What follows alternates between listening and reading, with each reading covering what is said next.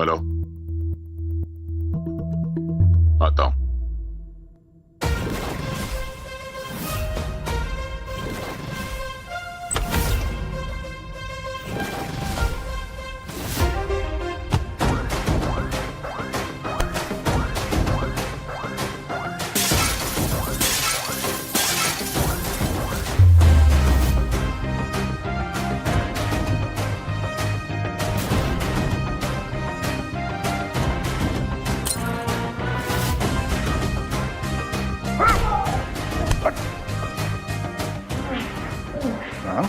Well done दया। Sir, इधर sir. बहुत अच्छा काम किया है तुमने। मैंने नहीं सर, ये तो हम सबका टीम वर्क है। चलो और भी काम है। दया, कॉम्प्लिकेटेड केस आया है, उसको ताकत से नहीं दिल से सोचकर सॉल्व करना पड़ेगा। कैसा कैसा? लाजवंती मेरे कॉलेज की दोस्ती समझ लो, उसकी ये पोती अनिका है। ये बेचारी काफी मुसीबतों से घिरी पड़ी है, यहां तक कि उसके घर वाले भी उसके पीछे हाथ धोकर पड़े हैं। एक लड़की और इतनी सारी मुसीबतें, पर क्यों सर? बताता हूं। दया, अनिका की मां एक छोटी सी फार्मास्यूटिकल कंपनी की मालकिन थी। अब पता नहीं उस कंपनी में ऐसे क्या है कि वहां के आमिर लोग, नेता लोग, अंडरवर्ल्ड भी उस कंपनी पर नजर रखे हुए हैं। ये तो छोड़ो, अनिका का बाप भी कंपनी हड़प करने के चक्कर में है। तब तो सर हमें इमीडिएटली एक्शन लेना होगा। एक्शन तो लेंगे ही दया, मगर तरीका बदलना पड़ेगा। पहले अनिका की स्टोरी जाननी होगी। तो सर ये अनिका की स्टोरी शुरू कहां से होती है? मेरा मतलब है इस कहानी का पहला सिरा कहां मिलेगा? मनाली।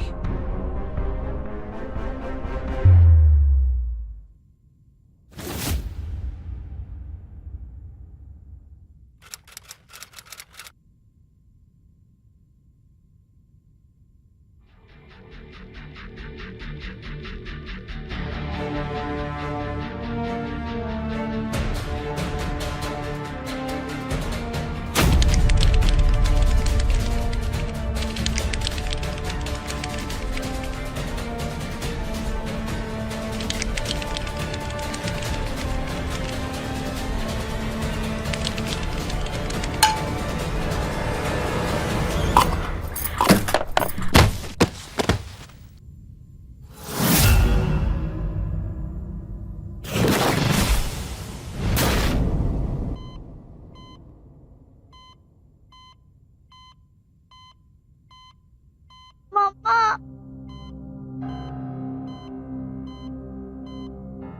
मम्मा उठो ना। पापा फिर से उस आंटी को ले आए हैं।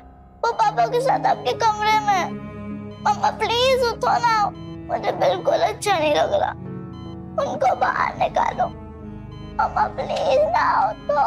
8 साल की नन्ही अनिका ने बेड पर पड़ी अपनी माँ को टटोला, पर आज तो उसकी माँ स्वाति ने आंखें भी नहीं खोली। अनिका ने नर्स को मशीन के बटन दबाते हुए देखा था। वैसे ही आज वो कोशिश कर रही थी कि किसी बटन के दबाने से शायद मम्मी उठ जाएं और उसकी बात सुन लें, पर ऐसा कुछ नहीं हुआ।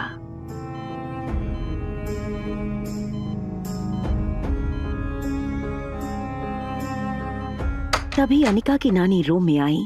उसे रोता देख अपने पास खींच लिया।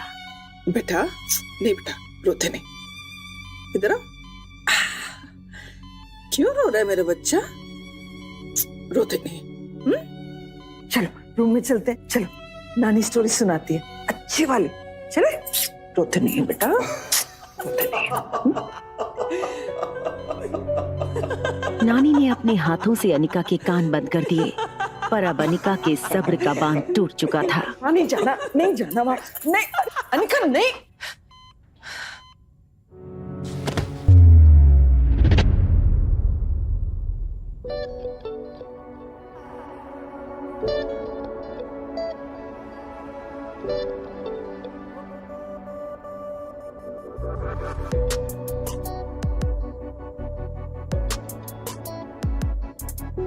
एक बात कहूं तुमसे, बोलो ना।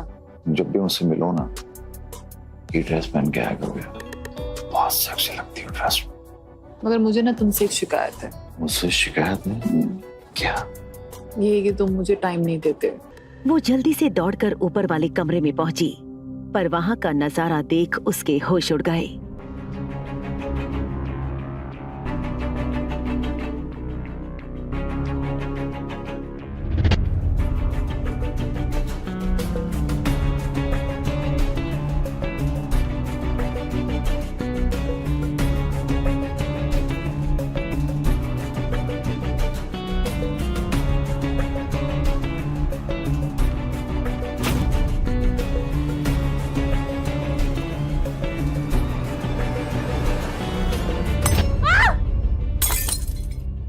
तुम गंदी हो। ये मेरी मम्मी का बेड है, निकलो यहाँ से। Are you all right?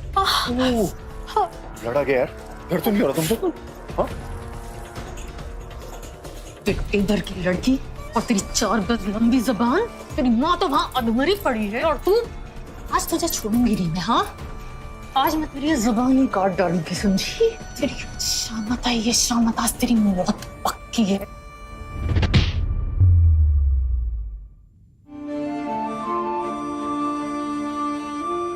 पापा वो उसकी माँ ने उसको बिगाड़ दिया है, मैं क्या करूँ? वो माँ ने बिगाड़ दिया है ना? तो I'm मैं sorry. नहीं, I'm sorry. मैं इसे I'm sorry.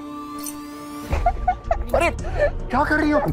अरे मार डालो। हाँ मार डालूंगी। मर जाएगी उसका चेहरा कुतर दूंगी। मत बनो, होश में आओ।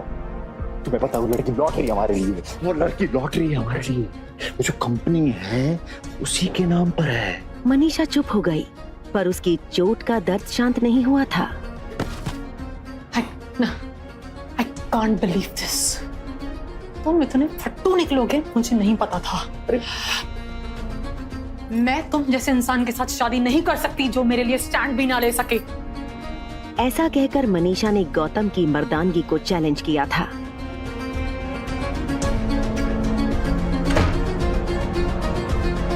गौतम गुस्से से अनिका की ओर बढ़ा। पापा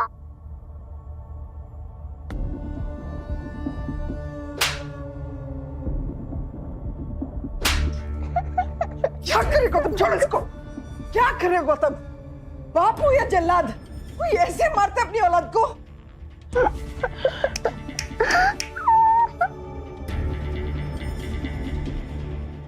नहीं बेटा, नहीं रोते।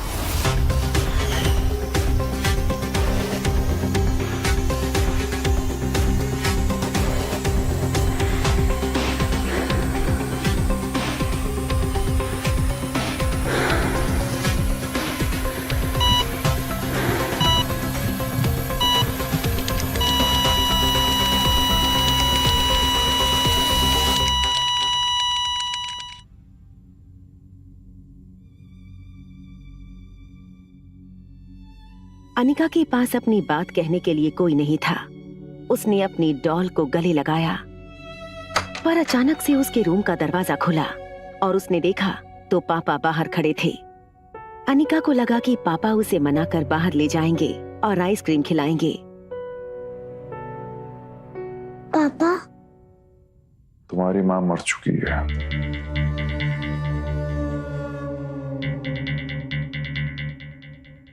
तुम्हारी माँ हमेशा के लिए भगवान के पास चली गई है,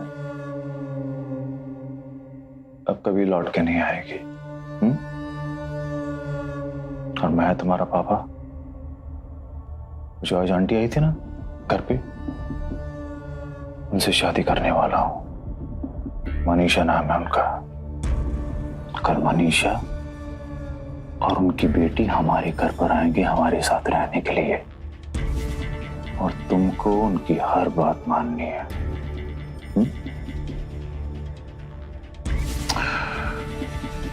अब तुमको सड़क पे तो फेंक नहीं सकता मैं, तो जब तक तुम्हारी शादी नहीं हो जाती तुम्हें पालूंगा जरूर। उसके बाद तुम्हारा क्या करना है तो तुम्हारा पति देखेगा।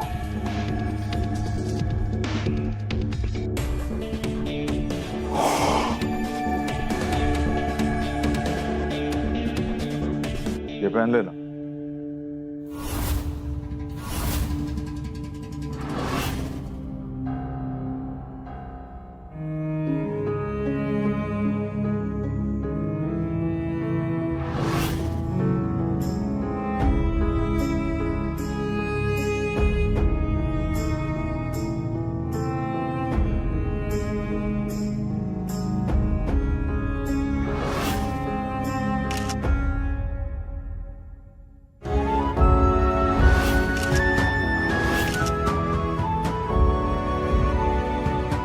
अनिका को समझ ही नहीं आया कि उसके लिए क्या ज्यादा बुरा था, उसकी माँ का मर जाना या उसका जिंदा रहकर अपने पिता और सौतेली माँ के जुल्म सहना।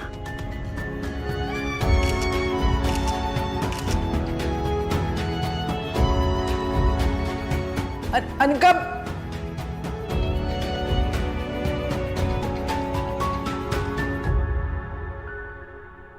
मम्मा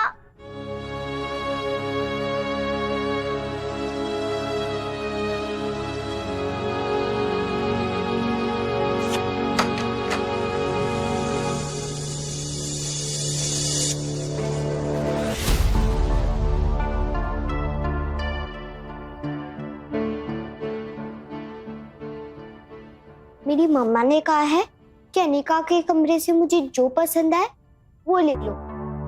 और तुम हो कौन? मैं कामिनी हूँ, तुम्हारी सौतेली बहन। ओ नो, बहन नहीं, अगर मेरे फ्रेंड्स ने सुन लिया तो सब मेरा मजाक उड़ाएंगे। इसलिए आज से मैं इस घर की छोटी मालकिन हूँ और तुम मेरी नौकरानी। ओके, अब चलो मेरा पहला ऑर्डर मानो। ये बॉक्स खोलो, तुम्हारे लिए सरप्राइज।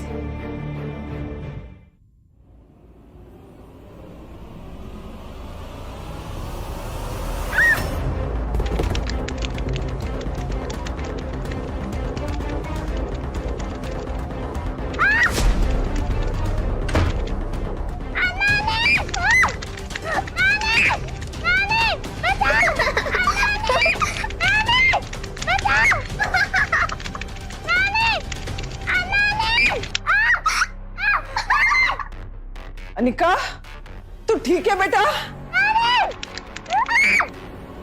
तभी कामिनी ने देखा कि अनिका की नानी इसी तरफ आ रही है और वो जल्दी से भाग गई। अनिका, नानी ने अनिका? दरवाजा खोला तो अनिका एक कोने में बैठी थी और 4 बिच्छू उसे घेरे हुए थे। अनिका, क्या? अनिका,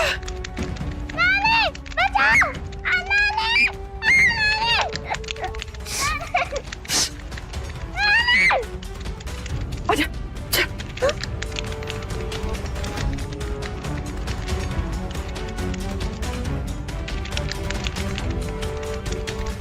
कुछ नहीं हुआ, नानी आ गई थी ना, कुछ नहीं होने दूंगी। अब बैठ जा बेटा। कुछ नहीं हुआ बेटा, कुछ नहीं हुआ। ओ, भगा दिया मैंने सब बिच्छू को, है ना? नानी, ये घर अब अच्छा नहीं है, यहाँ पे गंदे लोग रहते हैं। मैं अभी मम्मी के पास चली जाऊँ तो अच्छा रहेगा ना? नहीं, ऐसे नहीं बोलते बेटा, गंदी बात, गंदी बात।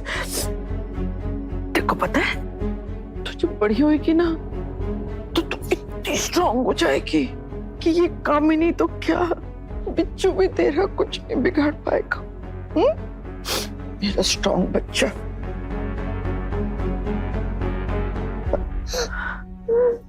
देख बेटा, तेरे पापा जो है ना, वो मुझे इस घर में नहीं रहने देंगे, लेकिन जाने से पहले ना तेरी मम्मा तेरे लिए कुछ देके गई है, मैं तेरे को वो देना चाहती हूँ। ये सिर्फ तेरे लिए बेटा। नहीं नानी, आप मुझे छोड़कर मत जाओ। नहीं बेटा, मैं तुझे छोड़कर नहीं जाना चाहती। हमारे पास ना ज्यादा टाइम नहीं है बेटा।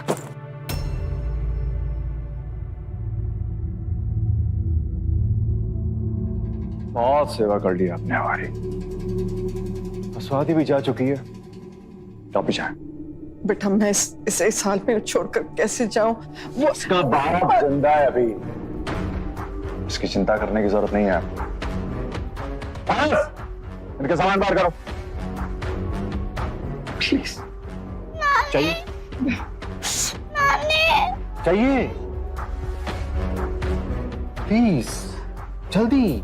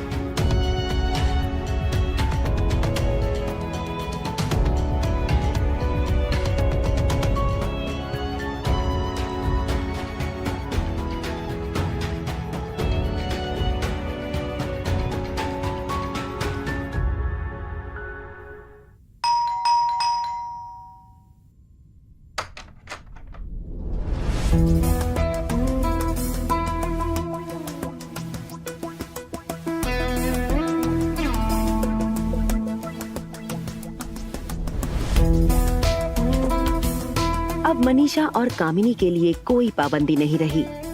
वो गौतम के पैसे पानी की तरह बहाने लगी और अनिका के लिए घर नर्क से भी बदतर बन गया। घर का पूरा काम उसे करना पड़ता। नौकर भी उसकी ये हालत देख चौंक जाते। और जब खाने का वक्त आए तो जली हुई रोटियां मिलती खाने में।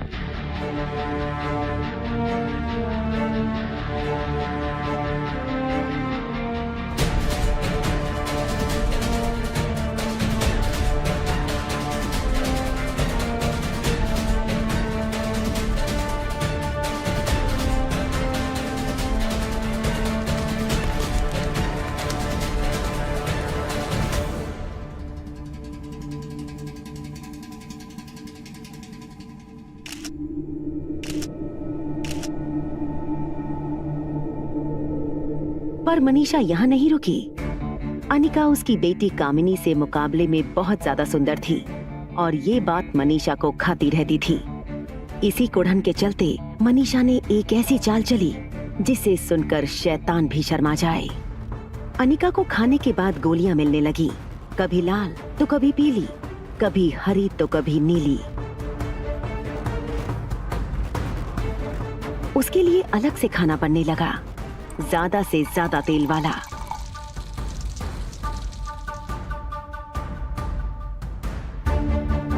अनिका को खाना खाते ही पेट में दर्द उठता, पर अगर एक शब्द भी मुंह से निकला तो मार मार कर उसका गाल लाल कर दिया जाता।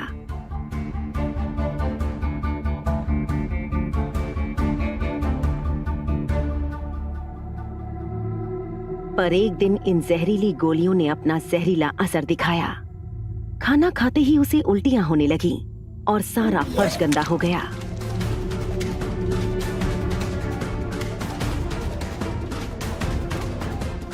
मनीषा ये देखे उससे पहले नौकर साफ करने लगे,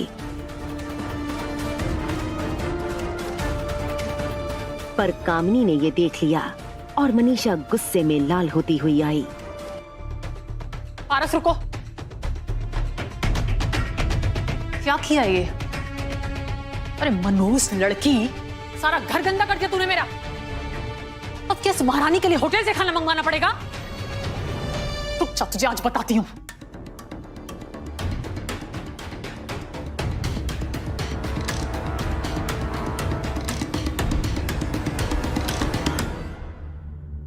इस घटिया लड़की में से इतनी बदबू आ रही है ना कि तुझे मारने का भी मन नहीं कर रहा। मम्मा, इसे नहीं छू सकती, लेकिन इसकी डॉल को तो सजा दे सकते हैं ना?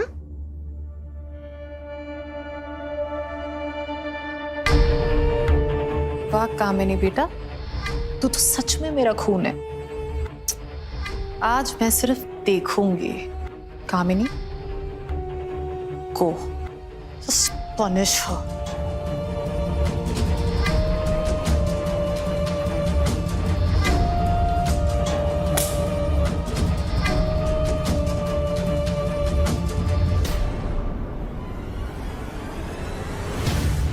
अनिका ने कई रात अपनी डॉल को गले लगाकर निकाली थी। इसी डॉल को गले लगाकर वो रोती रहती थी। उसे लगा जैसे उसकी दोस्त को किसी ने छीन लिया हो। कामिनी, अगर तुमने मेरी डॉल को कुछ भी किया तो मैं पापा को तुम्हारी कंप्लेन कर दूंगी। क्या कर दे? वैसे भी वो तेरे पापा हैं ही नहीं, वो मेरे पापा हैं, और उन्हें कोई फर्क नहीं पड़ता कि तेरी डॉल के साथ क्या हो रहा है। कामिनी ने एक कैंची ली और डॉल के टुकड़े कर दिए।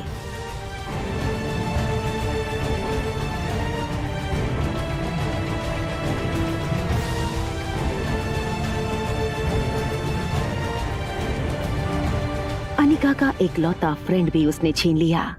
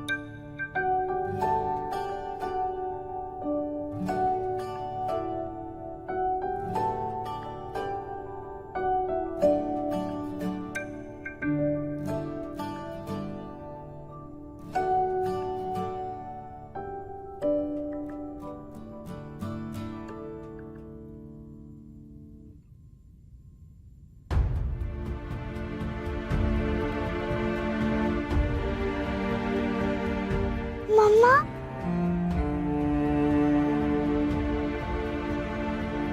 मम्मा, मुझे भी आपके साथ जाना है। मेरी बच्ची, अभी तुम्हें इसी दुनिया में रहकर अपना घर बसाना है। पापा का घर अच्छा नहीं है, मन करता है भाग जाऊं। नहीं बेटा, इधर आओ, बैठो इधर।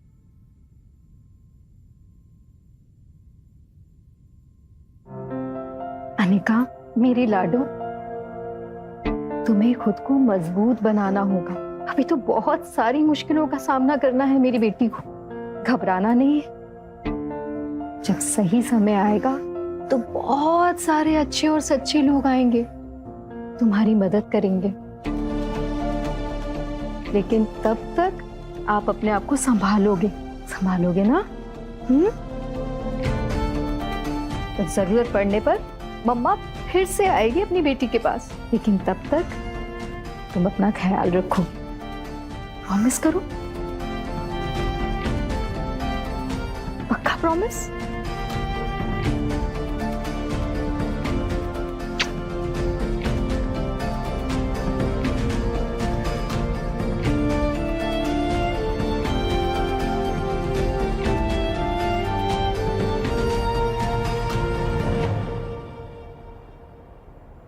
सुबह हो गई थी। अनिका की नींद खुली और उसने अपने आंसू पोंछते हुए कपड़ों को एक दूसरे से बांधकर एक नई डॉल बनाई।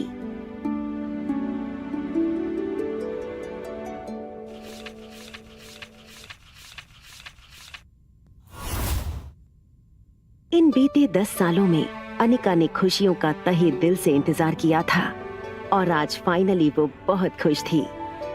उसकी शादी शहर की सबसे बड़ी बिजनेस फैमिली के इकलौते वारिस कुणाल डोगरा से होने वाली थी।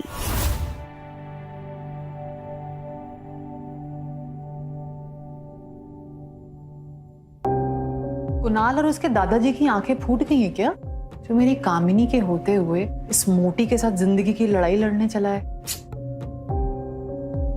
यानी कुणाल ने इस भैंस बदसूरत में देख क्या लिया? इसे तो देख के हाथी भी अपना मुंह छुपा ले। दरअसल मनीषा ने जो दवाई और खाना अनिका को दिया था, उससे अनिका के हार्मोन्स बिगड़ गए थे और उसका वजन अचानक से बढ़ गया था। देखते ही देखते वो 120 किलो की हो गई और लोग उसका मजाक बनाने लगे। मनीषा को अनिका की खूबसूरती आंखों में चुभती थी और उसने अनिका को मोटा कर दिया। देख अनिका, शादी के दूसरे ही दिन अगर तेरा पति तुझे घर से निकाल देना तो भूल के भी इस घर में कदम मत रखना। देख क्या है ना, हमने तो इस मोटी को पूरी जिंदगी पाल लिया, अब हमारी जिम्मेदारी हो गई है खत्म। चलो तैयार हो जाओ। वैसे कितना भी तैयार हो ले, लगेगी तू ऐसी। ताने सुन अनिका की आंखों में आंसू आ गए, पर उसको कुणाल पर भरोसा था। सर ये है कुणाल डोगरा। शक्ल से गड़बड़ लगता है सर, इसके पूरे फैमिली का नाम खराब है, बहुत सारे केसेस में इन्वॉल्व है ये लोग। वही तो, एक्सटॉर्शन, धोखाधड़ी, अरे कितने सारे मर्डर सस्पेक्ट्स इनके लिए काम करते हैं। समझ में नहीं आता दया, इस अनिका की शादी कुणाल से हो क्यों रही है? कुणाल जैसा आदमी अनिका जैसे लड़की की जिंदगी तबाह करे, उससे पहले हमें रोकना चाहिए इसे। कुणाल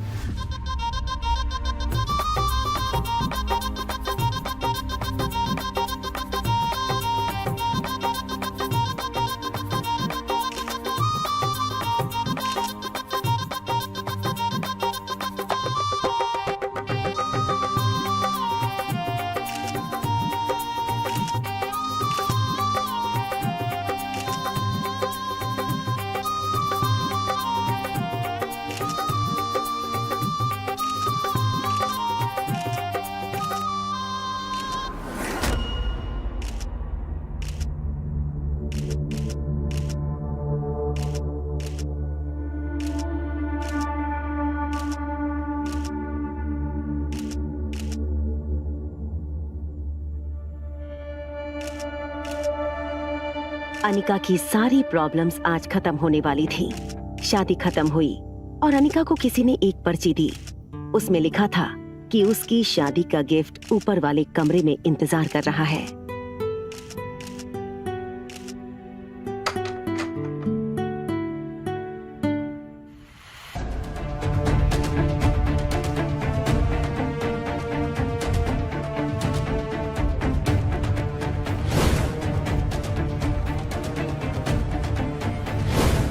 कुणाल, जिसने अभी उसके साथ शादी की थी, वो बेड पर बिना कपड़ों के पड़ा था और उसकी बाहों में एक लड़की थी।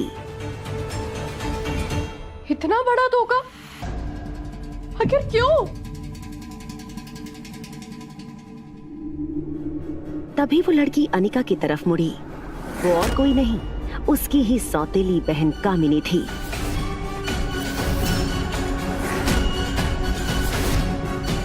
अनिका, इतना चौंकने की जरूरत नहीं है। अब तो तुम हमें ऐसे देखती ही रहोगी। पर क्यों? मेरे साथ ही ऐसा क्यों? पूरी दुनिया में तुम्हें सिर्फ मेरा ही पति मिला था। पति? अनिका, अनिका, कौन सी दुनिया में रह रही हो तुम? दिमाग खराब तो नहीं हो गया है तुम्हारा? कुणाल तुमसे प्यार नहीं करता। इनफैक्ट कोई भी लड़का तुम्हें प्यार क्यों करेगा? तुमने अपनी शक्ल आईने में देखी है? नहीं आईना पर इस भारी शरीर के साथ ना कोई लड़का तुम्हें हाथ पे नहीं लगाना चाहेगा। एक मिनट मैं पूछ के बताती हूँ। कुणाल, तुम हाथ लगाओगे इसे? अनिका को ये सुन झटका लगा। शादी तय होने के बाद कुणाल को ही उसने जिंदगी माना था। उसने कुणाल की तरफ बड़ी उम्मीद से देखा, पर कुणाल बस हंस दिया और बोला, क्या मैं इसे हाथ लगाऊंगा? मैं अंधा होकर भी अगर सोचूंगा तब भी नहीं लगाऊंगा। कोई मुझे करोड़ों रुपया भी देना तब भी तुझे हाथ नहीं लगाऊंगा।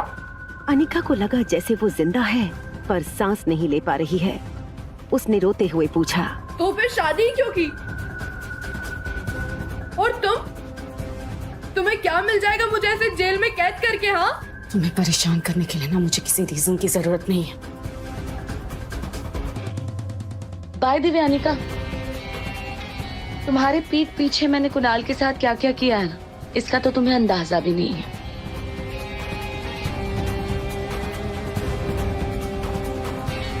तुम सुनोगी ना तो पागल ही हो जाओगी। और तुम्हें क्या लगा था कि शहर के सबसे बड़े बिजनेसमैन का वारिस तुम्हारे गले में मंगलसूत्र डालेगा और तुम्हारी लाइफ सेट हो जाएगी? जब तक मैं हूं ना तुम्हारी जिंदगी में, मैं तुम्हें चैन से जीने नहीं दूंगी, समझी तुम?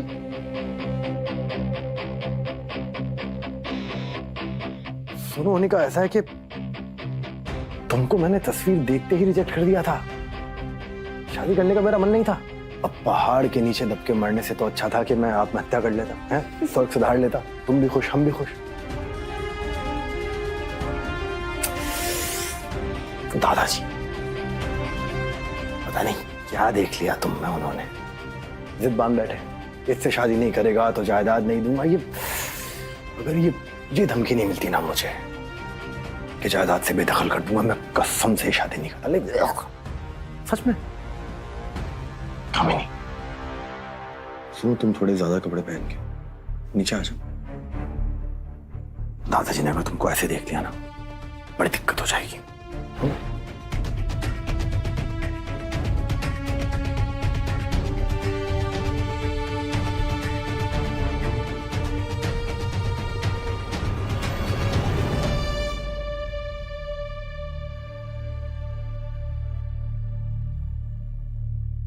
अनिका, कैसा लगा मेरा शादी का तोहफा?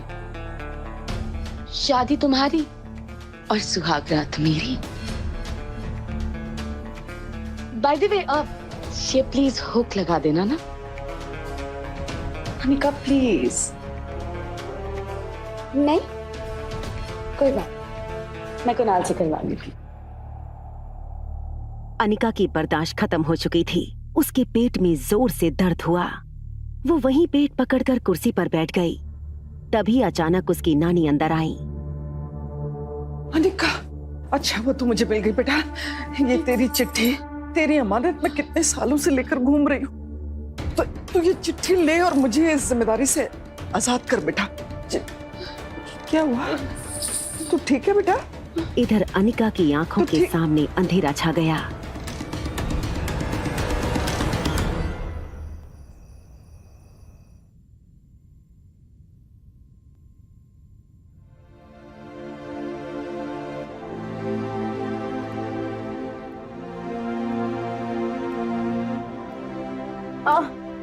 अरे अनिका अनिका अनिका, आराम से आराम से आराम से। ऐसी हालत में ज्यादा इधर उधर हिलना ठीक नहीं है। एक बात बताओ, मैं तो तुम्हारा फैमिली डॉक्टर था ना, मुझे तो बता देती। डॉक्टर की बात अनिका को समझ नहीं आई। क्या हुआ है मुझे डॉक्टर? क्या हुआ है तुम्हें? मजाक अच्छा कर लेती हो। वैसे शादी के साथ में ऐसी खुशखबरी बहुत कम लोगों को नसीब होती है। मैं समझी नहीं, पेट में दर्द होने से कैसी खुशखबरी? अनिका, तुम मां बनने वाली हो। You are pregnant.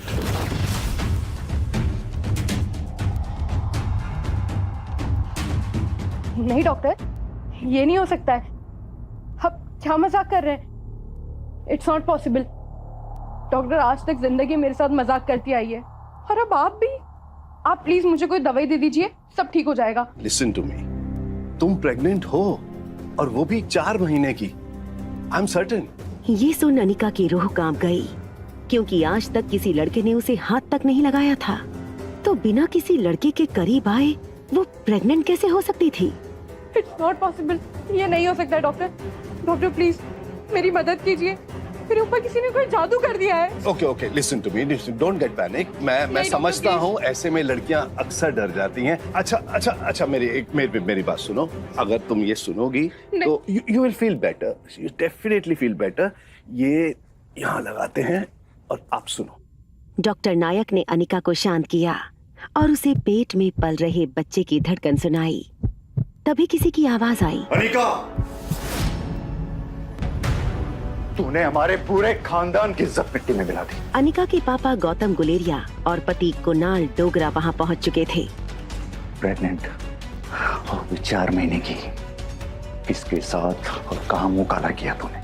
पापा मेरा यकीन कीजिए, मैंने कुछ नहीं किया है। स्वेर पापा, मैंने कुछ नहीं किया है। तेरा यकीन करो, तूने कुछ नहीं किया। तो जो तेरे पेट में 4 महीने का बच्चा है वो क्या जिन या भूत डाल के गया है?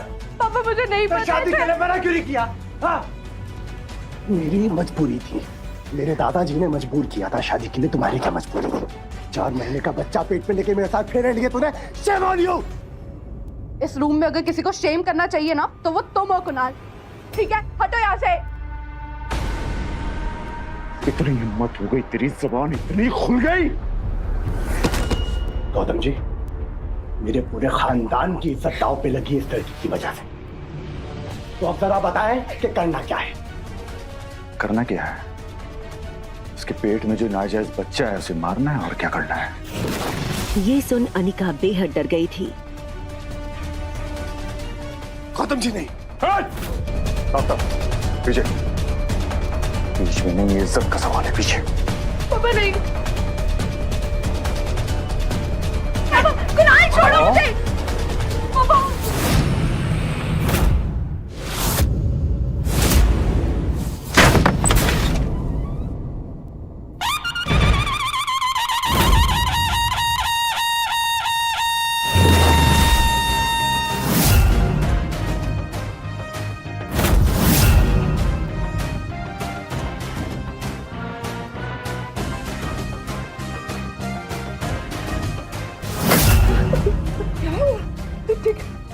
बैठ इधर बैठ।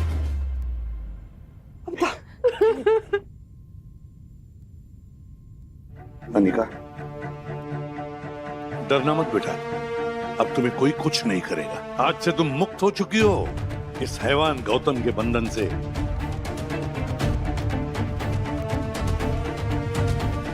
इसके बारे में तो हमारे पास ऐसा राज है जिसकी वजह से तो ये बहुत उछल रहा था।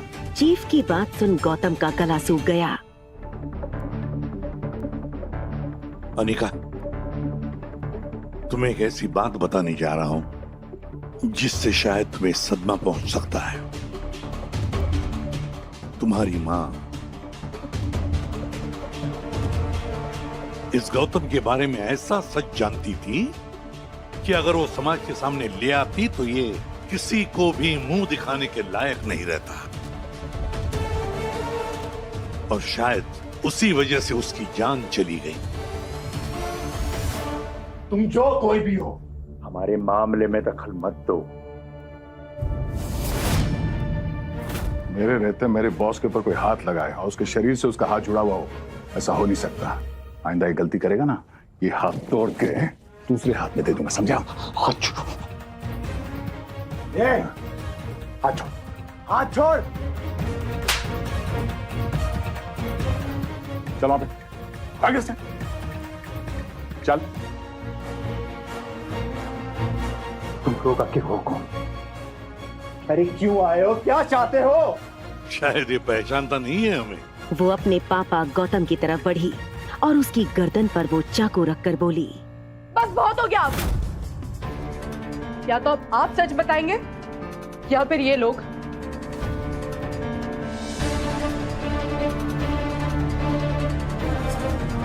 सर, आपको जो कुछ भी मेरी माँ के बारे में पता है प्लीज मुझे बता दीजिए।